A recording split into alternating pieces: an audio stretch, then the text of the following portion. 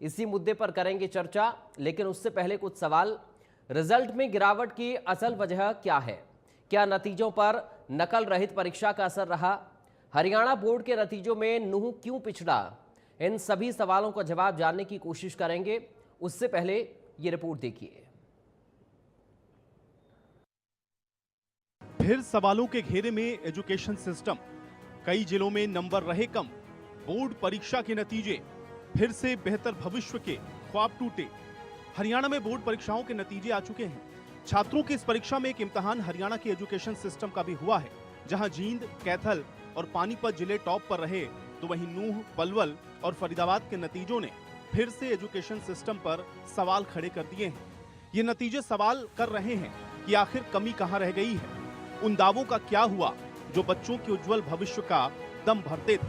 Board परीक्षाओं में जिलेवार नतीजों को अगर देखा जाए तो 45.76% रिजल्ट के साथ नूंह के नतीजे सबसे खराब रहे हैं। पलवल का रिजल्ट भी 75.79% रहा है। वहीं भारी गिरावट के साथ इस साल फरीदाबाद का रिजल्ट 81.45% का ही है। तो वहीं यमुनानगर में 84.13%, पंचकुला में 85.40%, कुरुक्षेत्र, महेंद्रगढ़, झज्जर और गुरुग्राम का रिजल्ट भी 87% के लगभग ही रहा है। जबकि टॉप में रहने वाला सिरसा अब 89% रिजल्ट के साथ 17वें स्थान पर पहुंच गया है। चरखी दादरी के रिजल्ट में भी गिरावट दर्ज की गई है। नूंह में शिक्षा के स्तर को सुधारने के लिए विशेष प्रबंध किए गए, लेकिन ये नतीजे बता रहे हैं कि सभी इंतजाम परिणाम बदलने में नाकाम रहे हैं। फरीदाबाद और पलवल का हाल भी अलग नहीं है। यहाँ शिक्षा विभाग के अधिकारियों ने खराब रिजल्ट के लिए प्रशासन की सख्ती को वजह बताया। साथ ही शिक्षकों की कमी का मुद्दा भी एक बड़ा कारण माना गया। बिल्कुल सच है कि नूंह का रिजल्ट और हरियाणा के मुकाबले में बहुत ख़राब रहा है और सबसे नीचे हमारा जिला रहा है। ये दुख की बात है और तकलीफ की बात है। टोटल हमारे बच्चे यहाँ 7588 बच्चे फेल हुए थे, रेगुलर स्टूडेंट। इनमें से 3472 क्लियर पास हैं, 1758 की री है कंपार्टमेंट है, 2358 क्लियर फेल। इसमें लगभग ये 50% बच्चों का कंपार्टमेंट है। एक दो पेपर ख़राब होने की वजह से, क्योंकि एक पेपर पे री आती है, तो रिजल्ट तो वाकई भी ख़राब है। और इसका कारण मेनली है कि यहाँ रेगुलर जो अफसर्स थे, वो यूनिक ऑफिसर यानी कि उनकी कमी रही है। मॉनिटरिंग जो होनी चाहिए थी विद्यालयों की, वो नहीं हो सकी। प्रॉपर एक मॉनिटरिंग होती है, उसका भी असर होता है। तो आगे नहीं कोशिश करेंगे, मैंने अभी ज्वाइन किया है यहाँ, कि भाई हम मॉनिटरिंग को बढ़ाएंगे और बच्चों को भी, हम बच्चों की थोड़ी एब्सेंस की भी यानी कि है कि भाई हम बच्चे रेगुलर नहीं आते, तो उनको मोटिवेट करेंगे उनके माँ बाप से, उनके पीटीएम करके या एसएमसी के माध्यम से बच्चे रेगुलरली आए। और हाँ, तीसरा फैक्टर ये भी है कि यहाँ अध्यापक भी कम रहे हैं, लगभग 55% यानी कि स्टाफ की कमी रहती है हमारे यहाँ मेवात में। उसका भी कारण होता है कि क्या होता है कि भाई जहाँ अगर एक सब्जेक्ट का टीचर नहीं है तो उसमें रिया जाएगी, बच्चे फेल हो जाएंगे और रिजल्ट तो एक सब्जेक्ट में फेल होने से ख़राब हो जाता है। तो हमारे यहाँ 81.45% बच्चे सक्सेस हुए हैं, पास हुए हैं। टोटल 11,825 बच्चे एग्ज़ाम में अपीयर हुए थे, उनमें से 9,632 बच्चे हमारे सक्सेस हुए हैं। 623 बच्चे हम कहें नोट क्वालिफाइड हैं और 1570 बच्चे का सप्लीमेंट्री है, जिनको दोबारा से चांस मिलेगा। कुल मिला के हमारा रिज़ल्ट अच्छा रहा है। हालांकि पिछली बार इससे ज़्यादा रिज़ल्ट था। वो मैं मानता हूँ कि कुछ अब की बार आउटसाइड डिस्टर्बेंस से निजात मिली है। बिल्कुल फ्री और फेयर और शुचिता के साथ पेपर हुए हैं, किसी प्रकार की इंटरनल डिस्टर्बेंस भी नहीं थी। तो हो सकता है कि 2-4% इस बात का उस पर प्रभाव पड़ा हो। थोड़ा इसी सख्ताई ज़्यादा थी, तो उसका ये असर हो सकता है। देखिए, रिजल्ट पिछले साल की तुलना में हमारा बहुत अच्छा रिजल्ट है। जहाँ तक पोजीशन की बात है वो आप 21वीं कह सकते हैं, लेकिन रिजल्ट हमारा लगभग 76% है, 75.79, जो लगभग 76% रिजल्ट बनता है। आप मेवात की कह रहे हैं, मेवात से एक ऊपर है। मेवात का कुल रिजल्ट 45% है। आप अगर कंपेयर करेंगे तो बहुत ज़्यादा संख्या बनती है, 75% और 45% में। जहाँ तक पिछले साल की बात है, पिछले साल हमारे पास लगभग 50% वैकेंसी थी, जो अब की बार HKRM के टीचर हमारे पास रोजगार कौशल से लग के आए और हमारे पास नई भर्ती भी आई है, जिसकी वजह से वो वैकेंसी अब हमारे पास 40% है। लेकिन जिले में PGT की 40% वैकेंट पोस्ट भी बहुत मायने रखती है। बाकी जो दूसरे जिले हैं वहां पर वैकेंसी नहीं है। अगर एक आध कोई वैकेंसी है तो वो उनके कोई मायने नहीं रखती हैं, क्योंकि ये जो हमारे पास जो 60% टीचर काम कर रहे हैं, इनमें से भी 20% जो टीचर है वो बाकी उन्हीं जिलों के हैं। जैसे ही ड्राइव खुलेगा ये 20% भी हमें अंदेशा है वो भी वापस चले जाएंगे। तो हमारे पास तो हमेशा से ही वैकेंसियों का क्रंच रहा है, मतलब बहुत ज्यादा वैकेंसी रही है। तो जो हम रिजल्ट दे रहे हैं इसमें, मैं इसको डिफेंड नहीं कर रहा कि भाई ये इतना कम रिजल्ट है वैकेंसी की वजह से है, लेकिन फिर भी हमने पिछले वर्षों की तुलना में बहुत अच्छा सुधार किया है। और अब की बार हमारे यहाँ बहुत अच्छा एग्जाम हुआ, नकल रहित एग्जाम हुआ। मैंने सभी टीचरों को बधाई दी है, क्योंकि नकल से रिजल्ट लाना एक जहर के समान है, लेकिन जो अपने आप से जो सीख के बच्चा लिखता है वो उसको आगे चल के जरूर कामयाबी मिलती है। सुधार की उम्मीद दे रहे इन अधिकारियों के जिलों में रिजल्ट बेहद खराब है। नूंह का रिजल्ट सबसे ज्यादा कम रहा है। नूंह का रिजल्ट महज 45% ही रहा है। नूंह में सबसे ज्यादा छात्र फेल हुए हैं। फरीदाबाद मंडल के तीनों जिलों के परिणाम असंतोषजनक हैं। फरीदाबाद के रिजल्ट में 12% की कमी आई। फरीदाबाद का रिजल्ट 81.67% रहा। फरीदाबाद का पिछले साल का रिजल्ट 93.38% रहा था। पलवल प्रदेश में 21वें स्थान पर रहा। पलवल में केवल 75.79% विद्यार्थी ही पास हो पाए। चरखी दादरी में पिछले साल के मुकाबले 2.7% कम रिजल्ट। टॉप 5 से फिसलकर 17वें स्थान पर पहुंचा सिरसा। सिरसा में लगातार तीसरे साल गिरावट। बोर्ड परीक्षाओं में पिछड़े इन जिलों में सुधार कैसे हो, इसके लिए शिक्षा मंत्री ने मॉनिटरिंग और स्पेशल फोकस की बात कही है। मेवात बोर्ड भी बनाया था, मेवात कैडर के नाम से भर्ती भी की है, फिर भी वहाँ एक तासीर भी होती है किसी एरिया की, उस पर हमने थोड़ा सा और ज़्यादा फोकस करने की आवश्यकता है। वहाँ पर अगर कुछ स्कूल्स हमने अगर उनको अपग्रेड करना तो अपग्रेड भी करेंगे। और वहाँ पर मैं अपने सीनियर अधिकारियों की ड्यूटी भी लगाने वाला हूँ कि भाई वहाँ पर एक बारी देखिए कि समस्या कहाँ है, कि भाई कौन से ऐसे स्कूल हैं जिनका रिजल्ट कमज़ोर रहा है, उनको छाटिए, उनको छटवाएंगे, उन पर विशेष क्या फोकस किया जाए उस पर हम लोग फोकस करेंगे। परीक्षा के साथ उजागर हुई सिस्टम की नाकामी जल्द सुधार की मांग कर रही है, ताकि शिक्षा की रोशनी उन बच्चों के जीवन में उजाला कर सके जो व्यवस्थाओं की कमी की मार झेल रहे हैं।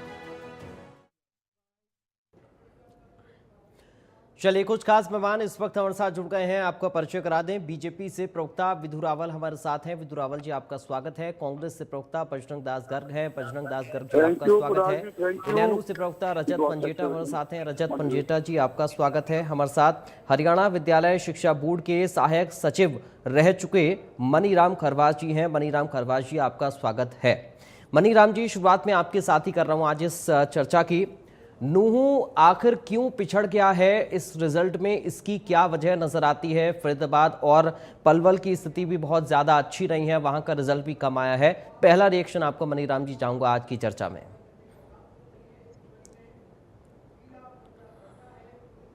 सर, आप म्यूट हैं, अनम्यूट कर लीजिए खुद को।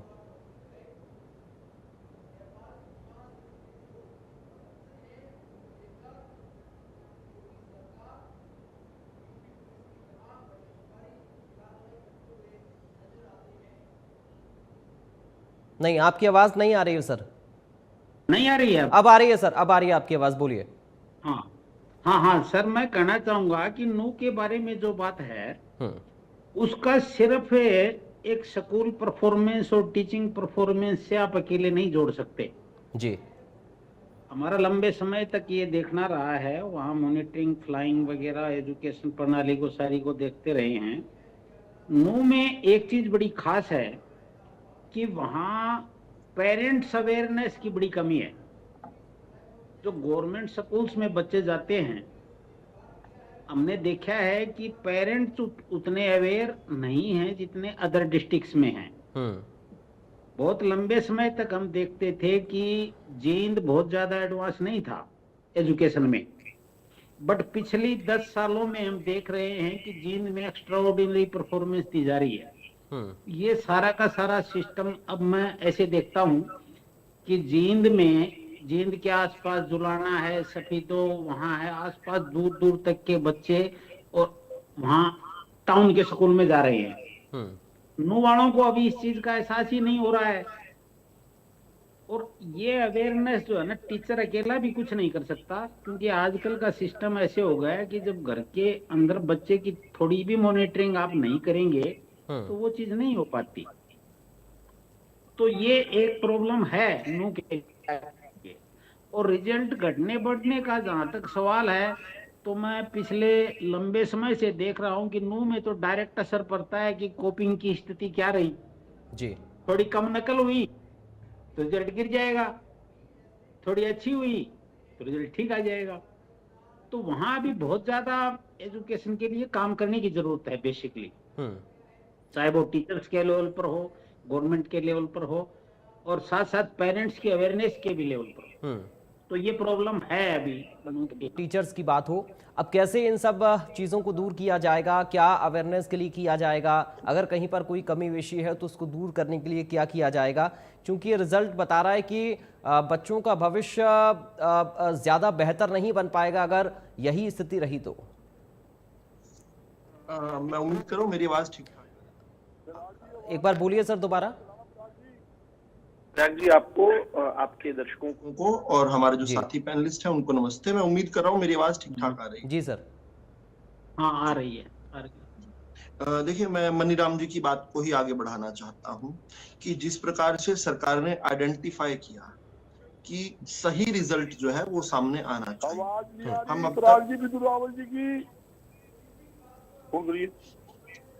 हम अब तक कई बार जो है व्हाइट वॉशिंग कर दिया करते थे और देखते थे कि सभी जगह की तरह नूह, विशेष रूप से नूह की आपने बात। एक मिनट विदु रावल जी, बजरंग जी बताइए सर क्या दिक्कत है। चलिए, आपको आवाज नहीं आ रही विदु रावल जी की, मैं उसे ठीक कराता हूँ। विदु रावल जी आप अपनी बात पूरी करिए। क्वेश्चन कर दिया करते थे, हम सोचते थे कि इस तरह से काम चल जाएगा ये, लेकिन सरकार ने उस पर प्रहार किया है।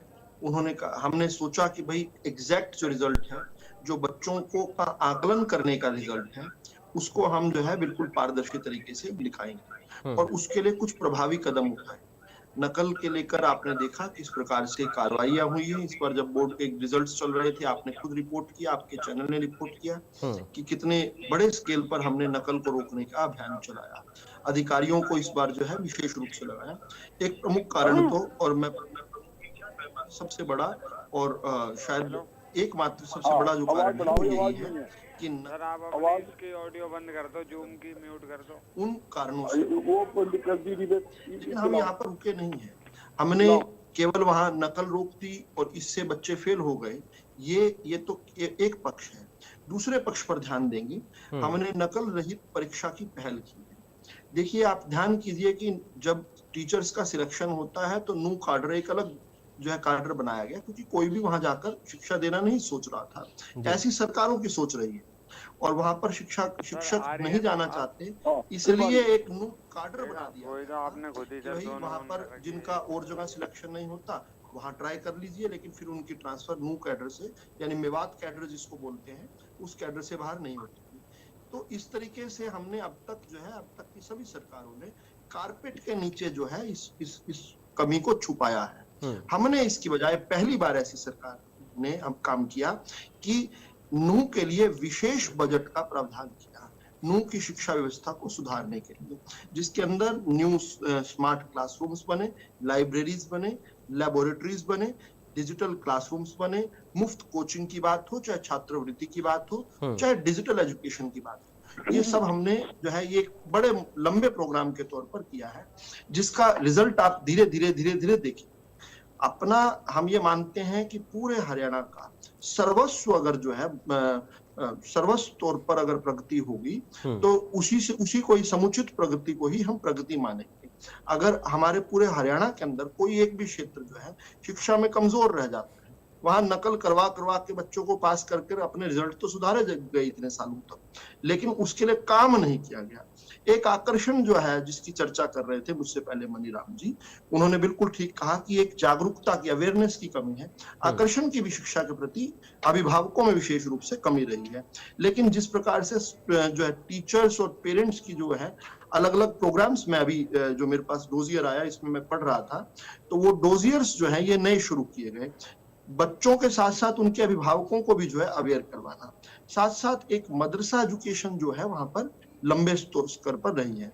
अब उसको अगर अब संकुचित मानसिकता के लोग तो उसको कहेंगे कि हिंदू मुस्लिम कर दिया, लेकिन जो व्यापक सोच वाले ध्यान कर पाएंगे कि जो आधुनिक शिक्षा है वो गणित और विज्ञान के साथ है और उसके साथ साथ कंप्यूटर एजुकेशन के साथ है। हमने प्रयास किया कि मदरसा जो एजुकेशन है उसमें भी अगर किसी की इच्छा है तो वहां उसको भी हम गणित और विज्ञान से जोड़ें और प्रयास करें कि वो जो है जो मेन स्ट्रीम एजुकेशन सिस्टम है उसमें आकर करें।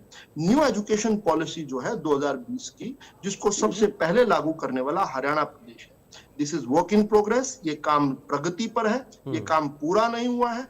आज काम प्रगति पर होते हुए बीच में खड़े होकर रिपोर्ट कार्ड नहीं दिया जा सकता। आप देखिएगा अगले 2 साल में, 3 साल में, 4 साल में नूह जो है, फरीदाबाद का भी जिक्र करने वाला हूं मैं, नूह जो है वो एट पार आने वाला है पूरे हरियाणा के साथ। केस इन पॉइंट मनीराम जी ने अभी जींद का दिया, जींद में भी लोगों ने सरकारों ने राज किया, किस प्रकार से व्यवस्थाएं रही हम उस पर नहीं चर्चा करते, लेकिन आज जो है जींद के अंदर जो एक बड़ा सुधार हुआ है वो सुधार केवल यही नहीं दिखता, जो सरकारी सिलेक्शंस हो रही हैं उसमें कितने बड़े स्केल में जींद के बच्चे सिलेक्ट हो रहे हैं आप देखिए एक बार, और आंकड़ा उठाइए कि इनकी पिछली वाली सरकारों में कहां के लोग जो है केवल डॉट्स अगर आप लगा दे, मैप पर डॉट लगा दे तो कुछ एक स्थानों पर ही जो है वो वहीं के बच्चे सिलेक्ट होते थे।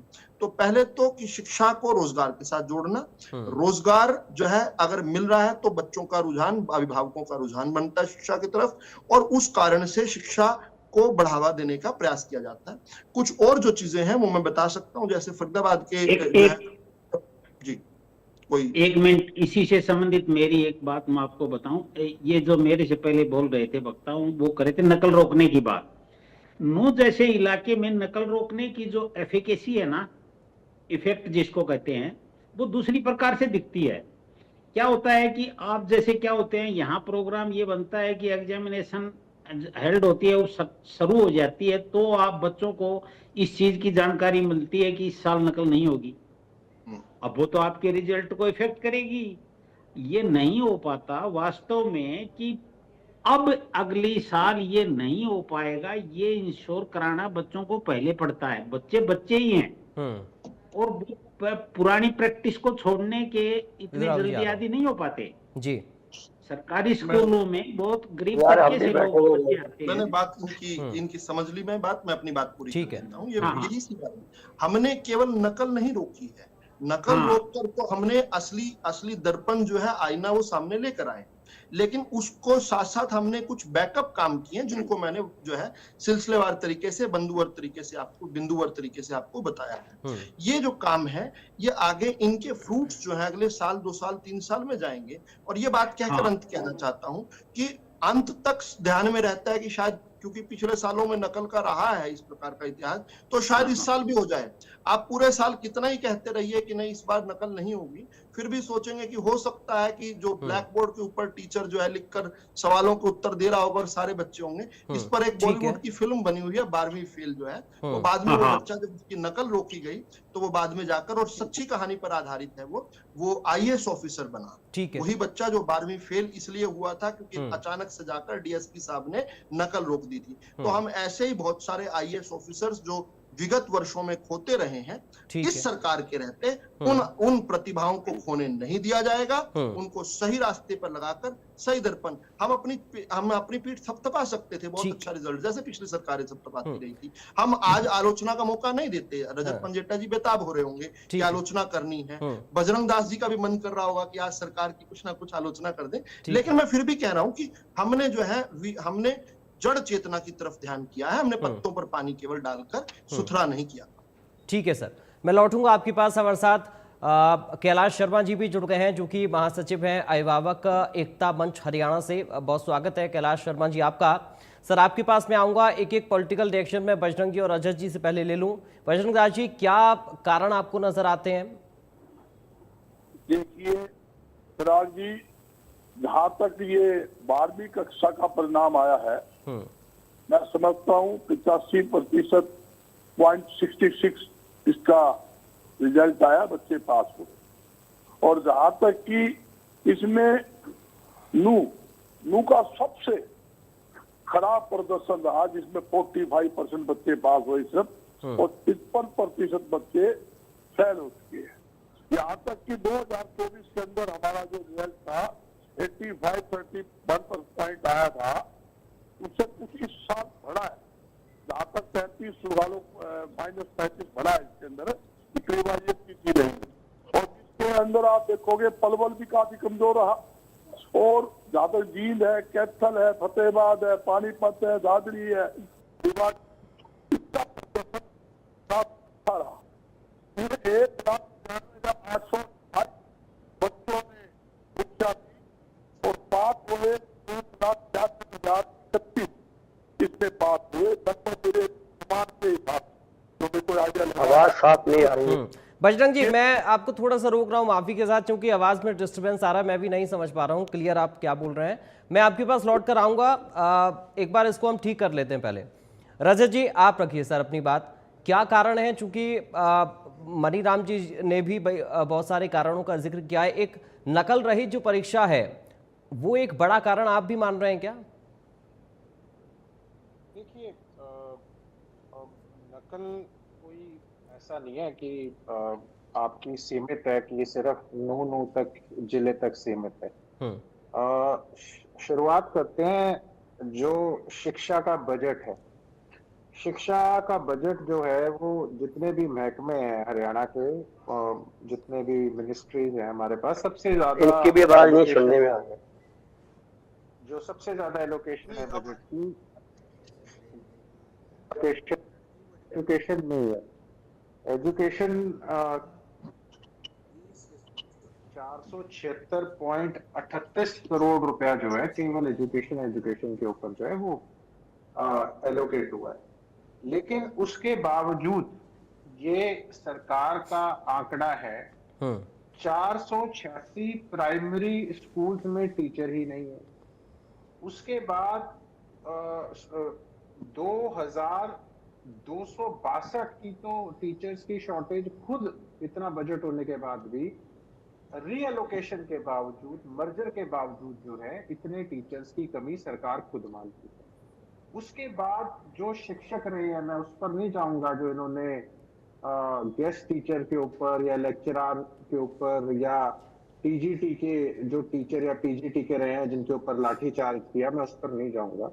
लेकिन जो HKRN के तहत जो भर्ती कर रही है सरकार, जो मुझे लगता है कि कम से कम एजुकेशन में आपको HKRN के थ्रू भर्तियां जो है नहीं करनी चाहिए, और वो भी तब जब आपके 70-71% जो एलिमेंट्री और सेकेंडरी एजुकेशन में खाली पड़े हैं, उसके बावजूद अगर आप ऐसी भर्तियां करते हैं।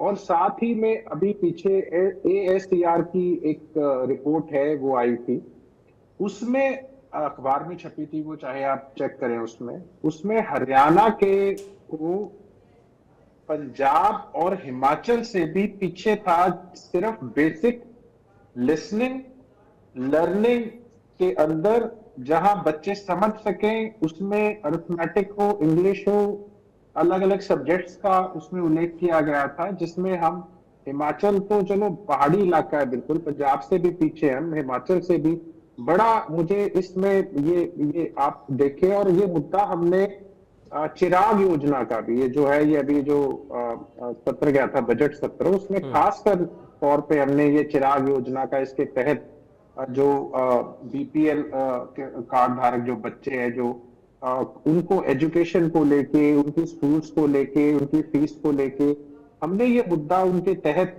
कहाँ कौन से स्कूल में कितने बच्चे और कौन से स्कूल, ये मास्टर प्लान के ऊपर व्हाइट पेपर भी हमने मांगा था। तो इतना बजट होने के बाद भी अगर हर डिस्ट्रिक्ट में, आप ज्यादातर डिस्ट्रिक्ट में जो है वो पास परसेंटेज घटी भी है। और जब कभी आपने बाइक चलाई तो वो सबके सब मुंह से अपना कंपैरिजन करने लग गए। बिल्कुल ठीक कह रहे हैं। इस बार अभी आईएएस का रिजल्ट आया, बहुत से बच्चे जो हैं आईएएस के अंदर मुस्लिम कम्युनिटी से भी आईएएस आईपीएस बने हैं बहुत से बच्चे। लेकिन मुझे लगता है मेवात के ऊपर अलग से आपने बात तो कही कि आपने बड़े अच्छे अच्छे स्कूल्स, लैब्स और बहुत कुछ आपने बनाया है। लेकिन अभी पीछे हाई कोर्ट ने केवल मूलभूत सुविधाएं नहीं थी, शौचालय नहीं थे और 5 लाख का फाइन लगाया था आपके ऊपर।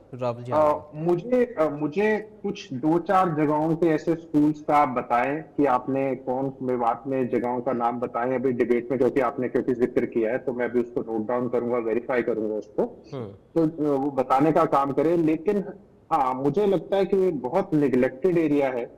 वहां पे एक यूनिवर्सिटी खुलनी चाहिए, कॉलेजेस खुलने चाहिए और सरकार का जो इतना बजट है उसका मुझे लगता है कि जो एलोकेशन की बात करिए, अगर इनके पास कोई आंकड़ा है वो भी मैं वेरीफाई कर लूं, वो भी मुझे दे दे कि कितना बजट, क्योंकि आपने जिक्र किया अलग से वहां पे आपने रखा है या खर्चा है, तो उसका जरूर मुझे बताने का भी डिबेट पे काम करें। और जहां जहां पे आपने ऐसे टॉप क्लास स्कूल्स बनाए हैं नए, उसका भी विवरण मुझे दें ताकि उसको भी वेरीफाई किया जा सके। लेकिन मुझे लगता है अगर कोई एरिया निगलेक्टेड है, कोई एरिया मतलब वंचित है किसी चीज से या कोई अवेयरनेस की कमी है, जैसे अभी कोई बात समझ में नहीं आ रही क्या बोला मनीराम जी जिक्र कर रहे थे जिन चीजों के बारे में, तो मुझे लगता है एक ज्यादा ध्यान सरकार को केंद्रित करना चाहिए वहां पे, और कैसे वहां पे एजुकेट, ज्यादा से ज्यादा बच्चों को एजुकेट किया जा सके। मुझे लगता है देश के नागरिक हैं, कोई ऐसा सौतेला व्यवहार नहीं करना चाहिए। हाँ, आपने नू दंगों का जिक्र किया, डायरेक्टली तो नहीं बोला इन्होंने कि वो फैक्टर भी रह सकता है या और चीजें भी हो सकती हैं, लेकिन हाँ हमें इन चीजों को देखना चाहिए कि देश के सभी नागरिकों का, सभी समाज के वर्गों का एक साथ उत्थान कैसे किया जा सके। ठीक है। और जो पिछड़ा थोड़ा कुछ वर्ग रह जाता है, कैसे वहाँ अवेयरनेस एजुकेशन को लेके लाई जाए ज्यादा से ज्यादा, उस पे फोकस करना, उस पे ध्यान केंद्रित करना, मुझे लगता है उसकी बहुत ज्यादा आवश्यकता है इसको। ठीक है सर। कैलाश शर्मा जी कैसे देख रहे हैं सर इस रिजल्ट को? नूह की हम बात कर रहे हैं, बहुत ही कम रिजल्ट आया है, पलवल और फरीदाबाद की स्थिति भी बहुत ज़्यादा बेहतर नहीं है। क्या कारण इसके पीछे का आप मान रहे हैं कैलाश जी? देखिए, कारण तो सरकार की नीति और नीयत दोनों ही ठीक नहीं है। अब भाजपा की सरकार है, वो ये तो नहीं कह सकती कि पिछली सरकारों में भी ऐसा होता था। 11 साल से की सरकार है, 11 साल से इन्होंने जितने भी सरकारी स्कूल इनको प्रयोगशाला बना लिया है। पहले मॉडल संस्कृति स्कूल बनाते हैं, उसमें से फिर सीबीएसई का बनाते हैं। अब खाली बोर्ड बदल देने से थोड़ी उनकी दशा बदलती है। तो मैं ये जानना चाहता हूँ सरकार से, जो भी नुमाइंदे बैठे हुए हैं, जब इनका हरियाणा बोर्ड अपना अच्छा है और इसको अच्छा बनाना चाहते हैं तो इनको सीबीएसई में क्यों बनाना चाह रहे हैं? यानी ये दिखाना चाह रहे हैं कि हमारे हरियाणा बोर्ड की हालत अच्छी नहीं है, इसीलिए हम तो सीबीएसई बोर्ड में स्कूल को परिवर्तित कर रहे हैं। ये कंफ्यूज जो पैदा कर रहे हैं, इससे बड़ा एक तरह से संशय अभिभावकों में भी जा रहा है और सरकार की भी थोड़ा छवि खराब हो रही है। अब ये थोड़ा बहुत रिजल्ट थोड़ा बहुत सुधरा है या पिछले साल की तरह रहा है, तो ये थोड़ा मॉडर्न संस्कृति स्कूलों की वजह से थोड़ा सुधर गया है। मैं जानना चाहता हूँ, हजारों की संख्या में सरकारी स्कूल है और उसमें से थोड़े को उन्होंने मॉडर्न संस्कृति बना दिया, यानी बाकी स्कूल खराब रहेंगे, मॉडर्न संस्कृति में जो बच्चों को पढ़ाया जाए। बच्चे उसमें इतने पढ़ नहीं सकते क्योंकि संख्या ज्यादा होती है। तो मैं ये कहना चाह रहा हूँ सरकार से कि आप जो ये प्रयोगशाला बना रहे हैं, पहले एसोसिएट लगाते हैं वो खराब हो गए, आप इनकी सेमिनार लगाते हैं टीचरों की, वो कामयाब नहीं होते, ग्रीष्मकालीन अच्छा चलाते हो भी चला लेते हैं, टीचरों को आप गैर शैक्षणिक कार्यों में लगा लेते हो, फिर कहते हो उनका रिजल्ट नहीं सुधरता। और सबसे बड़ी बात ये मैं कह रहा हूँ कि अगर आपको टीचरों को गैर शैक्षणिक कार्यों में लगाना ही है तो रिजल्ट कैसे सुधरेगा? अगर आपको लगाने की अनिवार्यता है तो जो गैर शिक्षक है स्टाफ उनको लगाया जाए। दूसरी बात मैं ये कहना चाहता हूँ कि देखिए, जैसे इन्होंने 10वीं का एग्जाम शुरू हो गया मान लीजिए, तो इनको पूरा अप्रैल का महीना स्कूल में बच्चे 11वीं में नहीं पढ़ाई करते, जब उनका रिजल्ट आएगा तब पढ़ाई शुरू करते। सीबीएसई वाले क्या करते हैं, जैसे ही खत्म हुए बोर्ड के एग्जाम शुरू हुए तो बच्चों की पढ़ाई अपना से शुरू कर देते। यानी ये करते हैं मई से रिजल्ट आने के बाद। जब तक सीबीएसई वाले 1 महीने में इतना पढ़ा देते हैं बच्चों को, इतना कोर्स करा देते हैं कि वो आगे निकल जाते। हमारे हायर बोर्ड में क्या होता नहीं, तब तक कोई पढ़ाई नहीं होगी, दाखिले होंगे, पढ़ाई होगी रिजल्ट आने के बाद। अब 1 महीने बाद हो जाएंगी आपकी छुट्टियां, 1 महीने भी नहीं रहा मेरे हिसाब से, कुछ दिन बाद करीब 20 तारीख छुट्टी हो जाएंगी। कहने का मतलब है जो जुलाई में स्कूल खुलेंगे, सीबीएसई वालों के बच्चे जो पढ़ते हैं उनका रिजल्ट उनको पढ़ाई ज्यादा हो चुकी होगी, हमारे वो होती नहीं है। पहली बात, जिस तरह जो पहले गुरु और शिष्य का नाता होता था वो अब नहीं रहा है।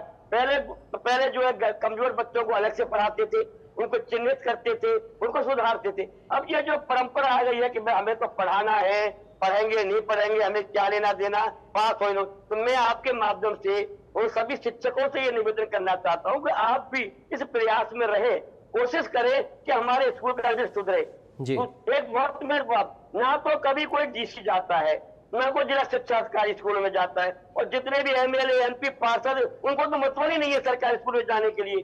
तो मैं इससे भी कहता हूँ भाई, बिजली, सड़क और भुतेरे मुद्दों के अलावा ये भी है, आप एमएलए को भी जाना चाहिए, एमपी को भी जाना चाहिए। और अगर पंचकुला से कोई पत्र आता है रिजल्ट सुधारने के लिए, पत्र आता है डीओ के पास, डीओ क्या करता है, उसमें एक लाइन लिख के बीओ के पास भेज देता है कि चलो इस पर कार्रवाई करो, बीओ आगे स्कूलों को बोलता है। लेकिन कोई ये नहीं देखता कि भाई जो लेटर आया है सुधार के लिए, उसमें जो बातें बताएगी हम स्कूल में जाके करें क्या। ना तो कोई जिला शिक्षा अधिकारी गंभीरता से काम करता है, न बीओ करता। तो मेरा निवेदन ये है कि ये जो जनप्रतिनिधि है ये भी अगर ठान ले कि अगली बार जो 26 में रिजल्ट आएगा, हम अपने जिले का, अपने मोहल्ले का, अपने विधानसभा क्षेत्र के सरकारी स्कूलों का सुधार करेंगे, स्कूलों में जाएं। होता क्या है, कोई भी पदाधिकारी आता है सबसे पहले स्कूल में जाता है, रिजल्ट वो हाजिर रजिस्टर मांगता है, हाजिर रजिस्टर लाओ, उस पर छापा मार दिया, प्रेस लगा दी। अरे भाई ये भी तो देखो उसमें लैब कैसी है, विद्यालय कैसी है, दीवारें कैसी है, बिल्डिंग कैसी है, पानी की व्यवस्था कैसी है,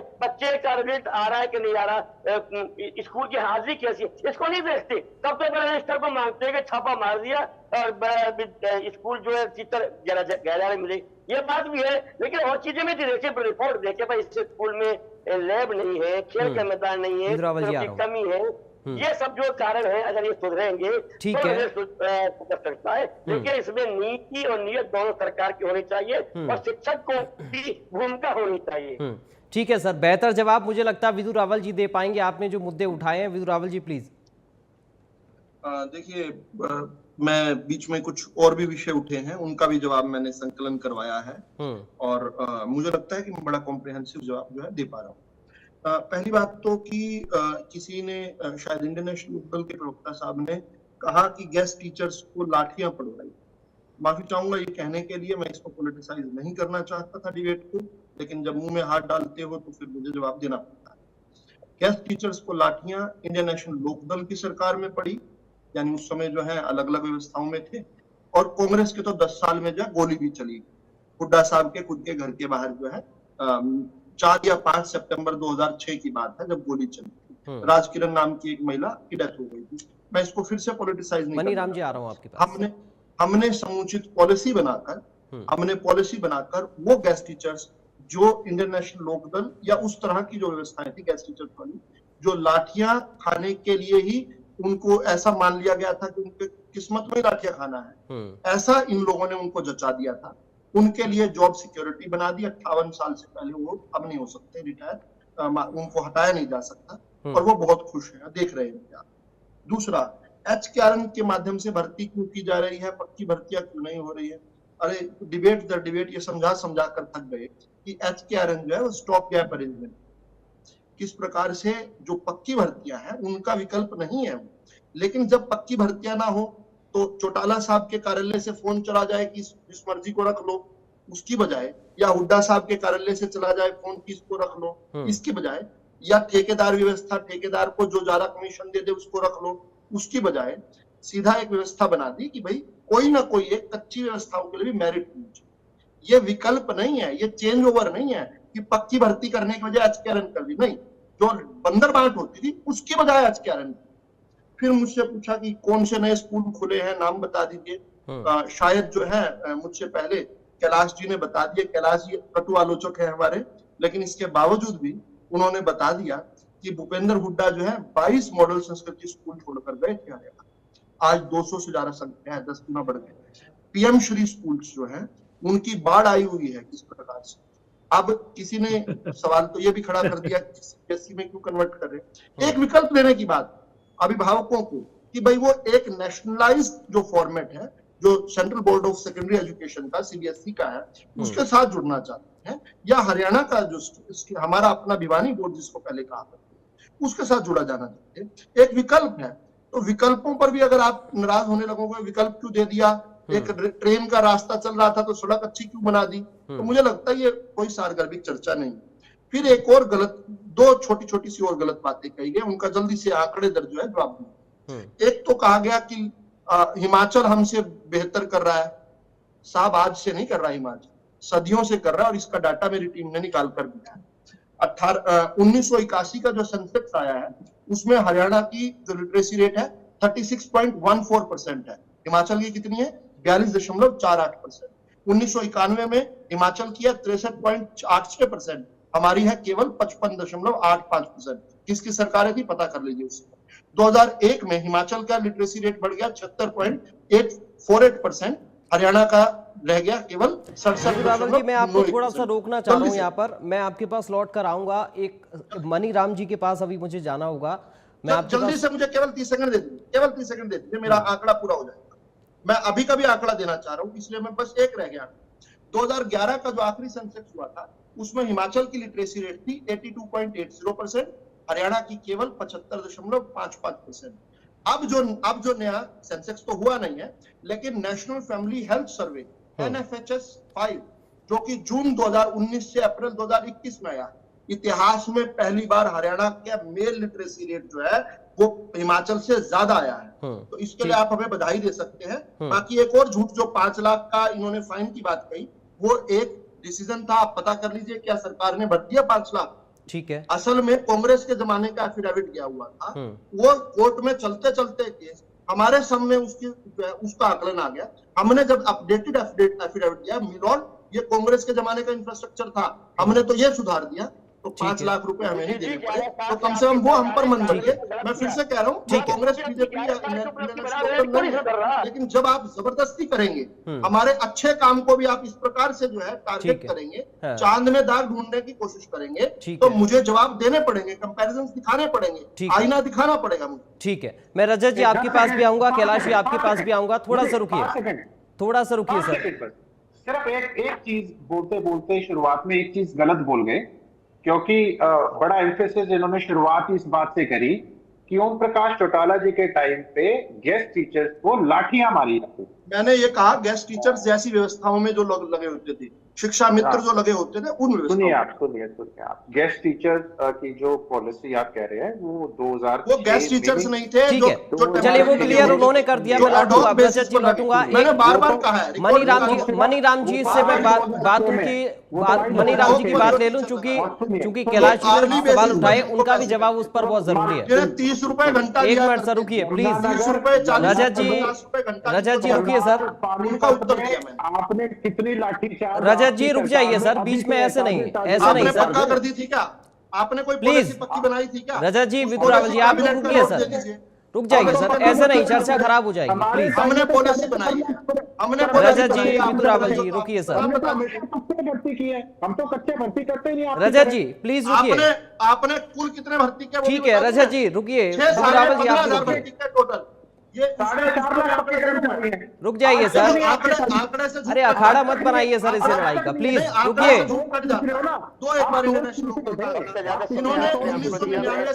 रजत जी विदुर रावल जी आप रुकिए सर। रजत जी विदुर रावल जी प्लीज रुकिए। मनी राम जी को सुन लीजिए अब, ठीक है प्लीज सर। 11,808 की भर्ती किया आपने टोटल सारे महकमा में, जिसमें शिक्षा भी आ गया, सब आ गया। एक और उन्होंने कहा कि शिक्षा बजट कम कर दिया, गलत कह रहे थे ये। स्कूल शिक्षा विभाग का बजट 8.1% बढ़ाकर 17,848 करोड़। ठीक है सर, हो गया। आप रुकिए, रजत जी और विदुर रावल जी प्लीज दोनों रुकिए आप लोग। प्लीज रुक जाइए, सवाल करेंगे तो उत्तर देना। ठीक है सर, ठीक है, मेरी मजबूरी। चलिए ठीक है। मनीराम जी रखिए अपनी बात, आप कुछ कहना भी चाह रहे हैं, और जो कैलाश शर्मा जी ने तमाम सारे मुद्दे उठाए हैं उन पर मैं चाह रहा हूँ आप रिएक्शन ले जा रहे हैं। देखिए इनके मुद्दे भी कोई ऐसा नहीं है कि वो रेलिवेंट न हो, सब चीजें रेलिवेंट तो हैं, बट सर एक चीज आपको देखनी पड़ेगी कि जब हम इस तरह की बहस में आते हैं तो हमें वो चीज देखनी होती है जो सब जहां हम ज्यादा पिछड़ रहे हैं। और ज्यादा पिछड़ने की जब बात करते हैं ना, इसमें हम देख रहे हैं कि ज्यादातर एजुकेशन डिपार्टमेंट में जितनी लिपापोती की बातें चलेंगी ना, तो आप एकेडमिकली पिछड़ते ही जाओगे। अब देखिए, जैसे मैं आपको बताता हूं, हमारे यहाँ मैं लंबे समय तक टीचर ट्रेनिंग प्रोग्राम्स में रहा हूँ, स्किल इंडिया मिशन में भी मैं रहा हूँ। हरियाणा में स्किल इंडिया का जो ओपनिंग हुई उससे फर्स्ट डे से लेके 2 साल तक मैंने भरपूर काम किया है, सब जगह हर स्कूल में मैं गया हूँ। सबसे बड़ी जो बात है उसमें ये भी ज्यादा मुद्दा नहीं रहता कि HKRN का टीचर है या वो गेस्ट टीचर है या वो टेम्परेरी टीचर है, ये चीजें इतनी ज्यादा वहां काम नहीं करती जहां आपकी एकेडमिक मैनेजमेंट बढ़िया काम करती हो। मैंने देखा है कि ज्यादा पढ़े लिखे कहलाने वाले टीचर जरूरी नहीं ज्यादा अच्छी परफॉर्मेंस दे दें, क्योंकि आपको ये समझना पड़ेगा कि हमारे यहाँ स्कूलिंग का जो प्रोग्राम है उसमें हमें जर्नलिस्ट तैयार नहीं कर रहे, हम कुछ कोर्स कंटेंट्स पर काम कर रहे हैं। एक सेट प्रोग्राम है और सारा प्रोग्राम बच्चों को दिया जाता है, अब उसी को तो पढ़ाना है। उसमें आप इंटेलिजेंट बच्चों टीचर्स की जो बात करें, वो आपको पता होगा कि इंटेलिजेंट टीचर तो सरकारी क्षेत्र में ज्यादा है, प्राइवेट स्कूलों में तो वो जाते हैं जिनका सरकारी में जिनको नौकरी नहीं मिलती, तो उनकी परफॉर्मेंस तो बेटर रहती है। तो ये चीजें सारी हैं, बट सबसे बड़े मुद्दे जो मैं कह रहा हूं कि सरकार क्या करती है कि जैसे अब क्या करेगी, CBSE को स्कूल देने की बात हो गई, अब उससे क्या परफॉर्मेंस दिखा रहे हैं हम, कोई नहीं समझ पाता कि ये क्या परफॉर्मेंस दिखा रहे हैं, क्या हो जाएगा उससे। इसी तरह से दूसरी बात टीचर्स की है, टीचर्स कम है इसमें कोई बात नहीं है, बट क्या है कि व्यवस्था बनाना और स्कूल के लेवल पर व्यवस्था बनाना, एकेडमिक माहौल ठीक करना, और टीचर ट्रेनिंग जो सबसे बड़ा कंपोनेंट है, सबसे बड़ा कंपोनेंट टीचर ट्रेनिंग है, उसमें हम एकेडमिकली हरियाणा में पिछड़ते रहे हैं। आपको ये समझना पड़ेगा। CBSE के स्कूलों ने भी प्रोग्राम रखा हुआ है 15-15 दिन के, उन्होंने हर टीचर के लिए कंपलसरी कर दिया। हमारे यहाँ क्या होता है, सिलेक्टेड टीचर स्कूलों से लाए जाते हैं, उनको वहां एक ऐसा प्रोग्राम दिया जाता है कि जिसमें मैं खुद देखने वाला चश्मदीद रहा हूं कि मुझे उसे कुछ भी ऐसा दिखाई नहीं दिया कि जिससे उन टीचर्स को एक अपग्रेड कर दिया गया हो कि जिससे वो नई परफॉर्मेंस बच्चों में दिखाएंगे, उनमें क्यूरियोसिटी पैदा करेंगे। देखिए, बच्चों को पढ़ाना एक समस्या नहीं है, बड़ी समस्या है बच्चों में पढ़ाई के प्रति रुचि पैदा करना। और पढ़ाई के प्रति रुचि पैदा करना कोई एक छोटी सी बात नहीं है, वही है जो IAS और IPS तक ले जाती है, वही है जो एक बच्चे को इंटेलिजेंट ने भी बनाए, इंटेलेक्चुअल बना देती है। तो हमारे यहाँ हम इसमें पिछड़ते रहे हैं और उस तरफ हमें ध्यान देना पड़ेगा। सरकार को टीचर ट्रेनिंग पर, अब देखिए टीचर तो वहीं से जा रहे हैं ना जहां से हमारे B.Ed और D.Ed चल रहे हैं, नॉन अटेंडिंग चल रहे हैं सारे। कौन से B.Ed के टीचर हैं जो 2 साल तक किसी स्कूल में पढ़ के जाते हो? मैं रोज देखता हूँ नॉन अटेंडिंग चल रहे हैं सारे, कोई बैलेंस नहीं है, कोई चेक नहीं है, कोई पूछने वाला नहीं है। ठीक है, प्राइवेट स्कूल अपनी, बल्कि नॉन अटेंडिंग के नाम से वो अलग से फीस लेते हैं। अरे भाई जो भी हुआ वो हो गया, चलो टेस्ट भी दे दिया, टीचर आ गए, टीचर ठीक है, जो भी है टीचर ठीक है, टीचर टीचर ही होता है। बट मेन चीज ये है कि आप लेटेस्ट उनको तैयार करना ही पड़ेगा। कोई भी आदमी जो एकेडमिकली टेस्ट देने के लिए जाता है और नौकरी में चला जाता है, वो जो कंटेंट है वो बच्चे के पढ़ाने के कंटेंट बहुत कम होते हैं। ठीक है, क्योंकि हर बच्चे की कैटेगरी अलग होती है। आप सरकारी स्कूल में जाते हैं, वहां बच्चों को पढ़ाने का सिस्टम अलग बनाना पड़ेगा। आप एक इंग्लिश मीडियम के बहुत ज्यादा अच्छे इंटेलिजेंट आदमी को वहां छोड़ दे, वो तो फेल हो जाएगा, खुद फेल होगा और बच्चों को फेल करेगा। तो मैं ये कह रहा हूं कि ये इसमें रीजनलिटी भी बहुत ज्यादा काम करती है, इलाके वाइज हर चीज काम करती है वहां के। और मैंने देखा है कि जब जहां जहां भी teacher training programme during the service अच्छे हुए हैं, वहां निश्चित रूप से बच्चों की क्यूरियोसिटी बढ़ी है, बच्चों की टीचर्स के प्रति निकटता बढ़ी है, पेरेंट्स के साथ टीचर्स जुड़ने शुरू हुए हैं, और ये एक कंप्रीहेंसिव प्रोग्राम है। ये कोई ऐसा प्रोग्राम नहीं है आपको कोई पुल थोड़ा ही बनाना है, आप 2 क्रेन ज्यादा ले आइए, 2 मजदूर ज्यादा ले आइए, आप रात रात में बना देंगे, ऐसा कुछ नहीं है। ये एक सिस्टम डेवलप करना पड़ता है। जब तक माँ बाप पूरी तरह अवेयर नहीं होंगे, बच्चे को क्यूरियोसिटी पैदा नहीं कर पाएंगे, टीचर वेल कनेक्ट नहीं होंगे, बहुत ज्यादा पढ़ने की स्थिति तो बच्चों को करना है। आप उनको बता रहे हैं कि आप इनको लर्न कर लीजिए, याद कर लीजिए, ऐसा कहने से तो कोई नहीं कर पाता। नई नई तकनीक आ रही है, नया सिस्टम आ रही है, सब चीजें आ रही हैं, टीचर्स को अपडेट करने की जरूरत है। हम जहां कहीं भी इस बहस में पढ़ते हैं तो हम बजट पर चले जाते हैं, टीचर्स की रिक्रूटमेंट पर चले जाते हैं, ठीक है, ट्रांसफर पर चले जाते हैं। ठीक है सर, तो ये ज्यादा इतने रेलिवेंट नहीं है, ठीक है, मेरा ये कहना है। चलिए सर, कैलाश जी इत्तेफाक रख रहे हैं मनीराम जी की बात से, फिर मैं बजरंग जी आ रहा हूँ। मैं पहले ही बोल चुका हूँ कि सरकार हर साल प्रयास करती है, फंडिंग भी आता है कि रिजल्ट सुधरे। मैं भाजपा के प्रवक्ता जी बैठे हुए हैं कि विद डिफरेंस पार्टी है भाजपा, तो कुछ अच्छा डिफरेंस भी अलग से होना चाहिए।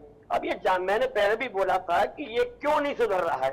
सुधर सकता है कि अगर सबसे पहले एक लाइन का प्रस्ताव पारित कर दें कि किसी भी शिक्षक को गैर शैक्षणिक कार्यों में नहीं लगाया जाएगा, नंबर 1। दूसरा, हर बार कहते हैं कि टीचरों की कमी को दूर किया जा रहा है, किया जा रहा है, किया जा रहा है। अरे कर दो ना एक बार के, एकदम जितने भी आपको पता तो है, आखिर तो पता है कि कहाँ पर कितने टीचर की कमी, एक झटके में कर दो।